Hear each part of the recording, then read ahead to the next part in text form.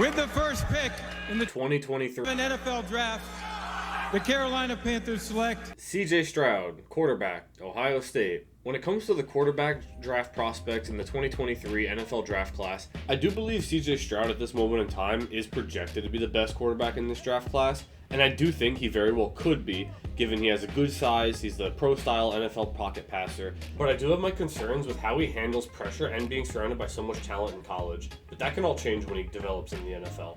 I still do like Stroud as a prospect, but there are a couple quarterbacks I like more in this draft.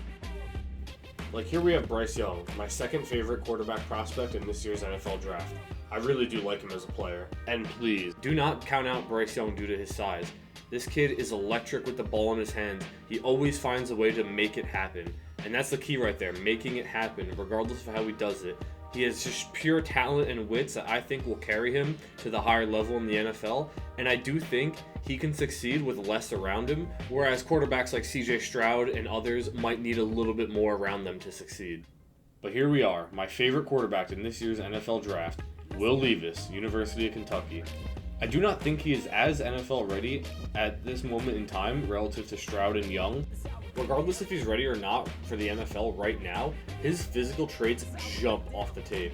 He has an absolute beast of an arm. He can make any throw on platform, off platform, or while dropping back in the pocket, or while stepping up in the pocket, or even rolling out. This guy, off pure arm talent alone, is definitely a start as to why I believe he can succeed in the NFL.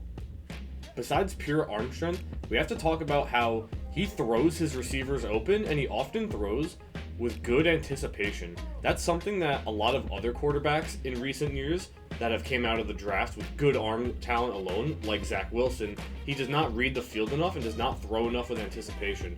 Whereas Levis, I believe, has a little bit better anticipation as a prospect like Zach Wilson. A lot of these balls he really does get to spots where only the receiver can get to it, and it makes it hard for the defender to make plays.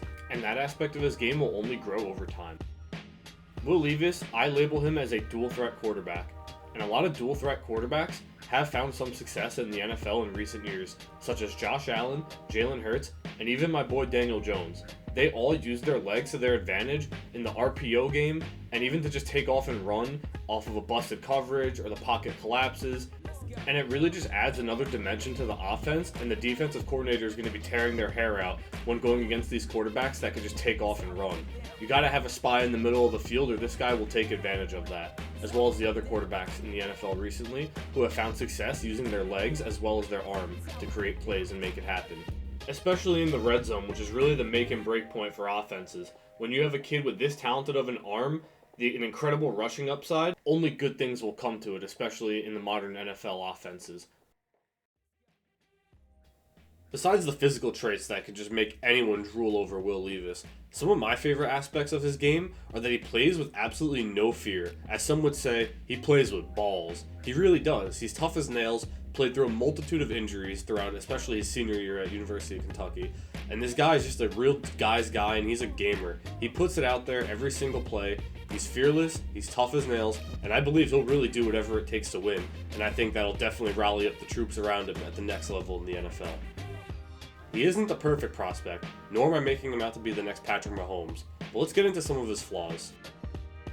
Some of Will Levis's problems I actually believe are quite fixable. I do believe right now he needs to improve as a processor of information when behind the pocket. He sometimes just hones in onto one read and just takes off with it and tries to make the play happen just with his arm talent. And if the defenses that he's been playing against at the college level have been taking advantage of these mistakes, imagine what NFL pro-level defenders will do to him. This is the part of his game that he needs to develop the most, as well as some of his lower body mechanics, but I'm no expert in that field, so I digress. But he has been studying Joe Burrow, who is one of the elite processors of information in the NFL, as well as one of the great passers in today's game.